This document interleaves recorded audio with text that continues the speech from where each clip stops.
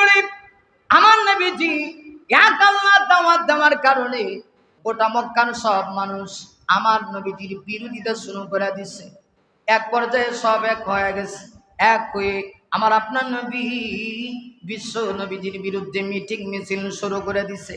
কিন্তু নবী তো একচুল পরিমাণ একত্ববাদের দাওয়াত দেওয়া থেকে আমার নবীজি পিছপা হন না।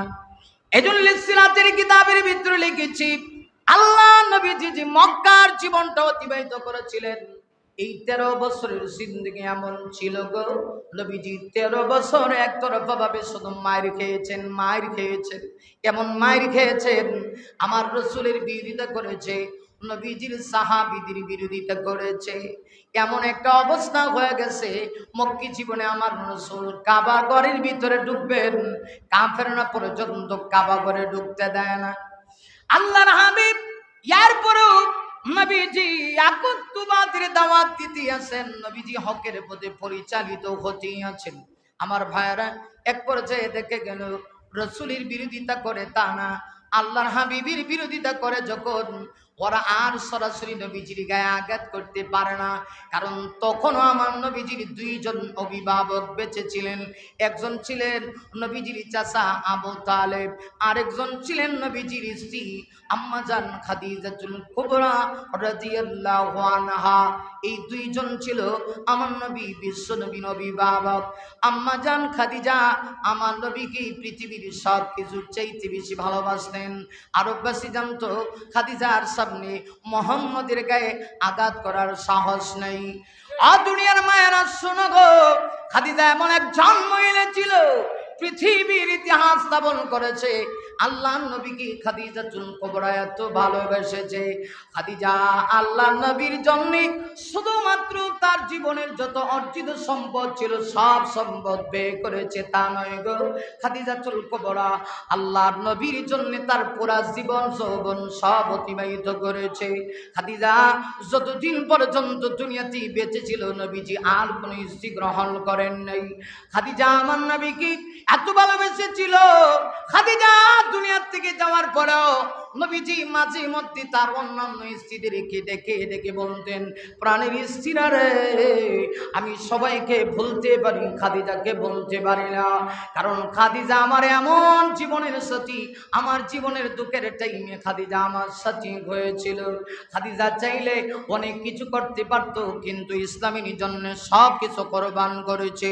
খাদিজাতুল কুবরা দুনিয়াতে যতদিন বেঁচে ছিল, মক্কার বেঈমান কাফেররা নবীজি ইমানের দাওয়াত দেয়, এই জন্য খাদিজার গায়ে সরাসরি আঘাত করার সাহস পাইত না। কারণ ওরা জানতো নবীজির অভিভাবক খাদিজা বেঁচে আছে।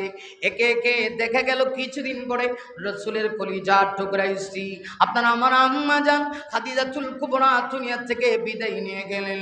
কাফেররা এখন সুযোগ পেয়ে গেছে। ওই দিক দিয়ে নবীর চাচা আবু তালেব, যদিও আবু তালেব ঈমান আনে নাই, কিন্তু আবু তালেবও আমার রসুলকে ভালোবাসতেন। আবু তালেব মাঝে মধ্যে নবীকে সান্ত্বনা দিয়া বলতো, মুহাম্মদ, মক্কার সব বেঈমান কাফেররা যদিও তোমার বিরুদ্ধে এক হয়ে গেছে, তবে তুমি টেনশন করো না, তুমি তোমার মিশন চালায় যাও, আমি তোমার পাশে থাকবো। তোমার গায়ে আঘাত করবে, আমি আবু তালেব সেটা বরদাস্ত করতে পারবো না। দেখে গেল নবীজির স্ত্রী বিদায় নিয়ে গেলেন। নবীজির আপন চাচা আবু তালেব বাবার চেয়ে বেশি ভালোবাসতেন। আবু তালেব দুনিয়া থেকে বিদায় নিয়ে গেল। আমার নবী এখন মক্কার বেঈমান কাফেররা এতদিন নবীজি ইসলামের দাওয়াত দিতেন, ওরা পিছনে পিছনে বিরোধিতা করত, কিন্তু দুইজন অভিভাবক নবী যখন হারাইলেন, হারানোর সাথে সাথে ওরা আমার নবীজির গায়ে আঘাত করার সাহস পেয়ে গেল। আমার নবীকে সরাসরি নবীজির গায়ে আঘাত করতে শুরু করলো। কিন্তু আল্লাহ নবীজির গায়ে আঘাত করার পরেও নবীজি একচুল পরিমাণ ইমানের দাওয়াত থেকে পিছপা হন না। আমার নবী একটা পর্যায়ে মক্কার বেঈমান কাফেরদের আচরণে নবীজি মক্কা ছেড়ে নিজের নানা দেশ তায়েফে চলে গেছেন। নবীজি ভেবেছিলেন তায়েফের মানুষরা মনে হয় আমার আপনার নবী বিশ্ব নবীর সঙ্গে সুন্দর আচরণ করবে, কিন্তু নবীজি তায়েফে গিয়ে দেখি তায়েফের মানুষগুলি আরো নবীজির প্রতি এমন ভাবে চড়াও হয়েছে। নবী ইমানের দাওয়াত দেয়, তায়েফের কাফেররা আমার আমার নবীজির পিছনে পিছনে ছোট ছোট বাচ্চাগুলি লাগায়া দিছে। ছোট ছোট বাচ্চারা আসে আল্লাহ নবী বিশ্ব নবী রাহমাতুল লিল আলামিনের গায়ে পাথরের কঙ্কর দিয়া এমন ভাবে আঘাত করা শুরু করে দিয়েছে, বিশ্ব নবীজি মায়ার নবীজির চেহারা থেকে রক্ত ফেটে বের হতে আরম্ভ হয়ে গেছে। নবীজির সফর সঙ্গী ছিলেন পালক পুত্র হযরতে যায়েদ রাদিয়াল্লাহু আনহু বলেন, আমি তাকায় দেখি নবীজির শরীর থেকে রক্ত মুবারক পড়ে, রাসূল রক্ত জমিনে পড়তে দেন না। নবীজি মুবারক দুইটা হাত দিয়া রক্তগুলি নিজের গায়ে আবার মাখায়া দেন, লাগায়া দেন। যায়েদ ডাক দিয়ে কয়, নবী গো, কেন আপনি জমিনে রক্ত পড়তে দেন না? নবীজি ডেকে ডেকে বলে, যায়েদ রে, এই জমিনে যদি রক্ত পড়ে যায়, আল্লাহ না করুক, আমার উম্মতির উপরে আল্লাহ রাগান্বিত হয়ে যেতে পারে। উম্মতির উপরে যদি আল্লাহ গজব দেয়, হ্যাঁ যায়েদ, আমি তো বরদাস্ত করতে পারবো না। যায়েদ রে, এই জন্য আমি আমার গায়ে রক্ত আবার লাগাই, কিন্তু জমিনে পড়তে দেই না। কাফেররা আমার রাসূলকে ঈমানের দাওয়াত দেওয়ার কারণে এত কষ্ট দিয়েছে, তাইফের মানুষগুলি রাসূলকে রক্তে রঞ্জিত করেছে, এরপরেও নবীজি কষ্ট পান না। আমার নবীজি মাঝে মধ্যে কাবা শরীফে আল্লাহর হাবিব কাবা শরীফের গিলাফের কাছে গিয়া কাবার দেওয়ালে গিয়ে ফিট লাগায় নবীজি চোখের পানি ছেড়ে দিয়ে কান্দে। আমার নবী ডাক দিয়া কয়, আল্লাহ এত বড় দায়িত্ব তুমি আমাকে দিয়েছ, গোটা পৃথিবীর দায়িত্ব আমাকে দিয়েছ, অথচ আমি এতিম, আমার মা নাই, আমার বাবা নাই, তুমি গোটা পৃথিবীর দায়িত্ব আমাকে দিয়েছ। আল্লাহ, এই দায়িত্ব পালন করতে গিয়ে আমি ইসলামী দাওয়াত দিতে গিয়া আজকে আমার দেশের মানুষগুলি আমার বিরোধিতা করে, তাতে আমি কোনো কষ্ট পাই না। নবী চোখের পানি ছেড়ে দিয়ে আল্লাহ গো, কিন্তু আমার নিচের ঘরের মানুষগুলি এখন আমার বিরোধিতা শুরু করছে। নবী চাচা আবু লাহাব ভাতিজা মুহাম্মাদের সঙ্গে বিরোধিতা করে, নবী চাচি আবু লাহাবের স্ত্রী উম্মে জামিল আল্লাহর হাবিবের বিরোধিতা শুরু করে দিয়েছে। নবীজি ডেকে ডেকে বলে, আল্লাহ গো, এখন তো আমি আর বরদাস্ত করতে পারি না, আমার আপন ঘর থেকে আমার বিরুদ্ধে শুরু হয়ে গেছে। এরপরেও নবীজি কালেমার দাওয়াত দেন, ঈমানের দাওয়াত দেন। সর্বশেষ দেখা গেল একই নবীজি দুইজন অভিভাবক হারাইলেন।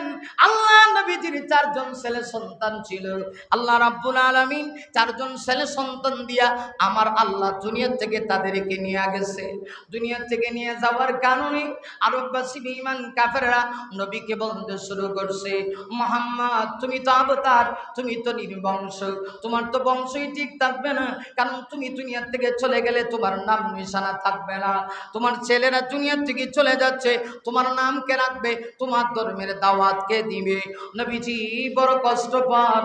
আল্লাহ রাব্বুল আলামিন সঙ্গে সঙ্গে জিবরিলকে পাঠায়া দিয়া কোরআন শরীফের ছোট্ট একটা সূরা গিফট করে নবীর সম্মান তুলে ধরে আল্লাহ জানায়া দেয়, ওগো নবী, আপনি টেনশন করবেন না, আপনি কষ্ট পায়েন না, আমি আল্লাহ আপনাকে চারজন ছেলে সন্তান দিয়েছি, চারটে সন্তান দিয়ে আমি নিয়ে গেছি।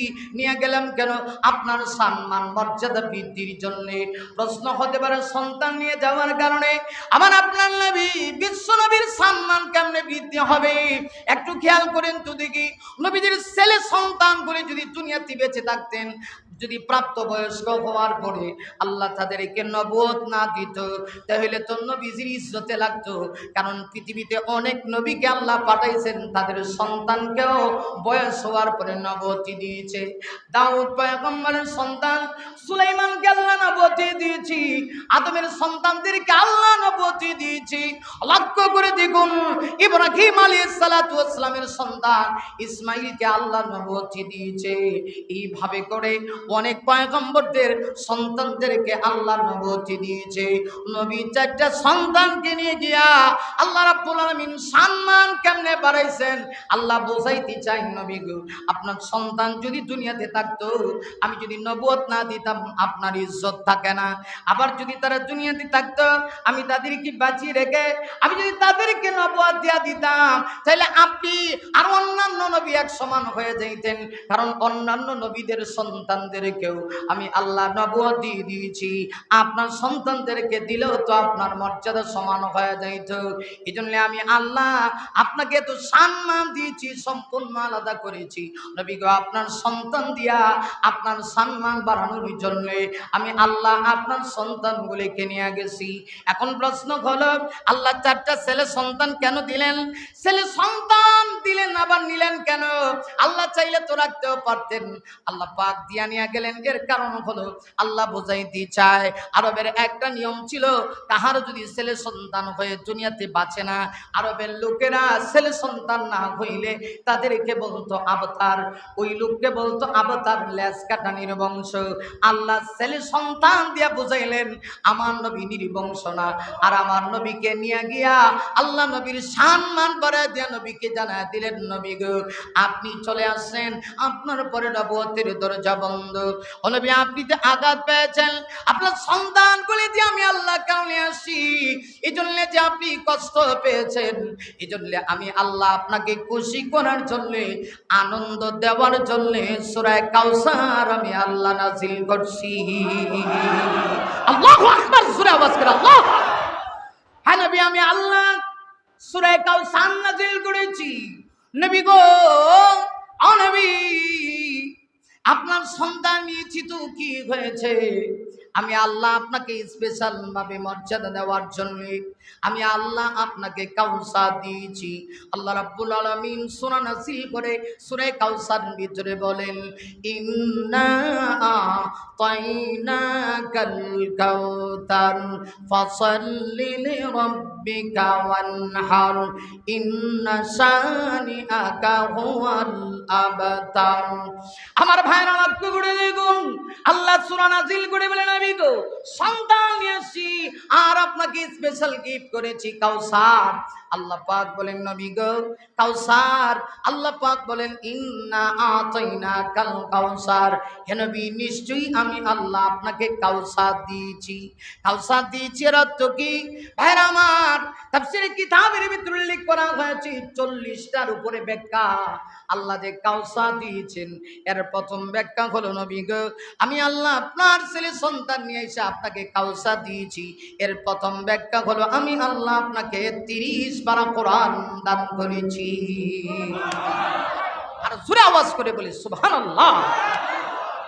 কাউসার দান করছি, নবী গো সন্তান নিয়ে এসেছি, আপনার মর্যাদা বাড়ায় দিছি, বিনিময়ে আমি আল্লাহ আপনার কাউসার দিছি। কাউসারের ব্যাখ্যা কয়টা বললাম? 42টা। কিতাব ওয়াজ শুনে না, আমরা দেশে ওয়াজ না, এটা আওয়াজ হয়েছে, আওয়াজ। সারা রাত ওয়াজ শুনে, সকালে যদি জিজ্ঞাসা করেন কি শুনছো, টান দিয়ে ফাটাই লিছে। আমরা আমার কথা বুঝেননি, আমার জন্মগত বাড়ি তো সিলেট। সিলেটি ভাষা দিয়ে যদি আপনারা লাগে মাতি, আপনারা কইবা ওবা মিয়া সাহেবজি আপনি কি তা কবর জিয়ারত করো না কিতা?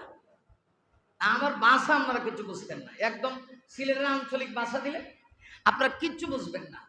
তাহলে বলুন, আল্লাহ পাক কাউসার দিয়েছেন আর তো ব্যাখ্যা কটা? 42। সবাই বলেন না কটা? সবাই আওয়াজ করে বলেন কটা? আরো জোরে, যুবকেরা বলতে হবে আরো জোরে। আহা, আফসোস লাগে আজকের যুব সমাজকে যদি বলা হয় যুবক বলো তো দেখি কয়েকটা অভিনেতা অভিনেত্রীর নাম, তখন কইবে হুজুর শুধু কি বাংলাদেশ না ইন্ডিয়া সহ কইতা। কথা দিবেন না কিছু, ঠিক কিনা? ঠিক কিনা এটাও বুঝেন না নাকি? ঠিক কিনা? আহারে আফসোস লাগে, মুসলমান কোরআন ছেড়ে দিয়েছে। যে জাতি কোরআন ছাড়বো, ইসলাম ছেড়ে দিবে, যে জাতি আল্লাহকে ভুলে যাবে, এর উপরে মায়ের আছে কিনা? নাই। হ্যাঁ, মাই শুরু হয়েছে দুবাই, শুরু হয়েছে কিনা? পৃথিবীর শ্রেষ্ঠ একটা দেশ, স্মার্ট দেশ হচ্ছে দুবাই। এই দুবাইয়ে হেরা কি পাপের রাজ্য তারা কায়েম করছে। আল্লাহ তাদেরকে কি না দিয়েছেন? বুর্জ খলিফা একটা টাওয়ার আছে পৃথিবীর মধ্যে অন্যতম বড় উঁচু একটা টাওয়ার, সেই দেশে কত সুন্দর একটা দেশ হচ্ছে দুবাই। তারা বৃষ্টি না হওয়ার কারণে কৃত্রিম বৃষ্টি চালু করে দিছে। আল্লাহ পাক রব্বুল আলামিন তাদেরকে বলেন যে আমি যেটা দিছি এটা তোমরা সহ্য করতে পারো না, না আমি যা চাই তোমরা এটার উপরে সন্তুষ্ট না, তাহলে অপেক্ষা করো, বৃষ্টি দরকার, আল্লাহ পাক কেমন বৃষ্টি দিছে, 80 বছরের ভিতরে এমন বৃষ্টি হয় নাই। দুবাই শহরে মাত্র একদিন বৃষ্টি হয়েছে, পুরা দুবাই দেশটাকে একেবারে তলায় নিয়ে গেছে, ডুবাই দিছে। তাহলে চিন্তা করে দেখেন আল্লাহ কি না পারে। তাহলে আমি বাংলাদেশের মুসলমানদেরকে বলবো, এখন আপনারা শান্তিতে আছেন, কেন আছেন জানেননি? এই দেশে অসংখ্য গণিত হাফিজি মাদ্রাসা আছে, কওমি মাদ্রাসা আছে, অসংখ্য গণিত হক্কানি আলেম ওলামা আছে, যে কারণে করোনায় গোটা পৃথিবী বিপর্যস্ত হয়েছে। অন্যান্য দেশের তুলনায় বাংলাদেশ কিন্তু ওই রকম ক্ষতিগ্রস্ত হয় নাই। এটা একমাত্র কোরআনের হাফেজ আলেমদের কারণে, ঠিক কিনা তোরা? কিন্তু দুঃখ লাগে, দুঃখ লাগে আজকে এই দেশে আলেমদের কোনো মর্যাদা নাই। হক্কানি ওলামায়ে কেরাম যারা হক কথা বলে, এদের সাথে কেমন আচরণ করা হয় আপনারা জানেন তো। মজলুম আলেম আজকে আসবেন, আল্লামা জুনায়েদ আল হাবিব হযরতজি বলবেন, আমি না হয় না বললাম ছোট মানুষ, ওইদিকে আমি না গেলাম, এখনো বলবো সময় আছে। দুবাইয়ের অবস্থা কিন্তু বাংলাদেশে হতে পারে। গরম দেখেছেন, কিন্তু এইরকম গরম দেখেন নাই, দেখছেন? 44 ডিগ্রি, চিন্তা করছেন? 44 ডিগ্রি চিন্তা করছেন? একজন আলেম আজকে গবেষণা করে বলতেছেন, যে অবস্থা, যে গরমের যে পাওয়ার, যে তাপ, আমার তো মনে হয় কখন জানি যে বাতাস আছে, এটা নিয়ে আবার কখন জানি আগুনের বাতাস আল্লাহ চালু করে দেয়। ভয় হইতেছে, কারণ আমাদের পাপ বাড়তেছে, আমাদের গুনাহ বাড়তেছে। আমরা ভাবতেছি আমরা দেশ ডিজিটাল, আমরা ডিজিটাল সিস্টেমে গুনাহ করব। আল্লাহ কয় অপেক্ষা কর, তোরা ডিজিটাল সিস্টেমে গুনাহ করবি, আমি আল্লাহ গজবর ডিজিটাল সিস্টেমে নাজিল করব। আর জোরে কান, অপেক্ষা কর। শুধু দেশ ডিজিটাল হলে হবে না, দেশের মানুষের ঈমান আকীদাকে পরিষ্কার করতে হবে, মানুষের অন্তর বিশুদ্ধ করতে হবে, আলেমদেরকে সম্মান দিতে হবে, ওলামায়ে কেরামদেরকে মর্যাদা দিতে হবে। কারণ এই ছোট্ট বাংলাদেশ স্বাধীন সার্বভৌমত্ব, এই দেশটা, এদেশের লাখো মানুষের ইজ্জতের বিনিময়ে আমরা স্বাধীন দেশ পেয়েছি। এই দেশের স্বাধীনতার জন্য আলেমদের অবদান আছে। অতএব বলবো, আলেমদের মূল্যায়ন করুন, হুজুরদের মূল্যায়ন করুন, ছোট ছোট হাফেজে কোরআনদের মূল্যায়ন করুন। কারণ এই দেশে এখন আল্লাহর রহমত নাজিল হচ্ছে এই সমস্ত হাফেজে কোরআন আর আলেমদের মাধ্যমে, ঠিক কিনা জোরে আওয়াজ করে? আমার প্রাণের ভাইরা, আমরা দেশে করোনা আইসিননি, কথা কয় না রে, কেমনে ওয়াজ করতাম? করোনা আইসিন না হুজুর, আমার কথা কি বুঝেন না? জবাব দিতে সমস্যা হয় না, ভিতরে গুম গুম করে। এই জন্যই তো এইদিকে একটা সাউন্ড দরকার ছিল, এইদিকে একটু সাউন্ডের দরকার ছিল। হ্যাঁ হ্যাঁ, আচ্ছা এবার খেয়াল করেন, আমাদের দেশে করোনা আসছে, আপনাদের টঙ্গীতে আসছিল? এবার বুঝেন, এবার কথা ক্লিয়ার বুঝতেছেন? টঙ্গীতে করোনা আইছে, মাশাআল্লাহ সারা দেশে সারা বিশ্বে আইছে। কিন্তু জরিপ করে দেখা গেছে করোনায় কিন্তু সাধারণ মানুষ আক্রান্ত হয়েছে কম।